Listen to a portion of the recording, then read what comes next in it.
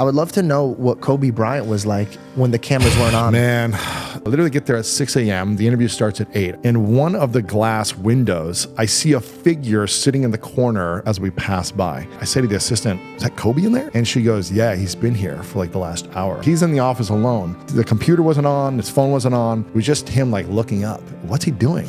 She was like, oh, he was up at 4 working out with his daughter. And he likes to be the first one here to really prepare himself for the day. And just that right there, I was like, this guy's another level. We set up and the publicist coming to me, there's maybe 20 minutes until the interview. And they give me a list of like everything you can't talk about. If you have 15 minutes, I was like, oh geez. I just knew my energy had to be on point in order to make this great. Right away, I just said, Kobe, I just want to acknowledge you because I have a lot of Olympic friends who say that you are the kindest, most generous guy at every Olympics. And he goes, man, the Olympics were like my dream. I loved being in the Olympic Village. I loved hanging out with the athletes.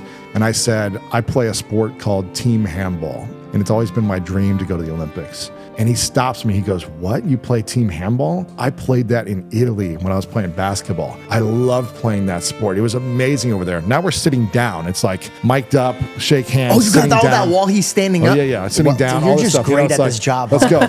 Sitting down. And then I said, I've also just heard so many great things about you from some mutual friends of ours. The publicist says, who's your mutual friend? Kind of like seeing if I'm a BSer. And I go, well, I just had Novak Djokovic on recently and he talked about how you're like his brother. He goes, that guy is the man. He is my brother and he's like a killer on the court. And then I have these pieces of paper on my lap and the publicists are all there. They're like, okay, go.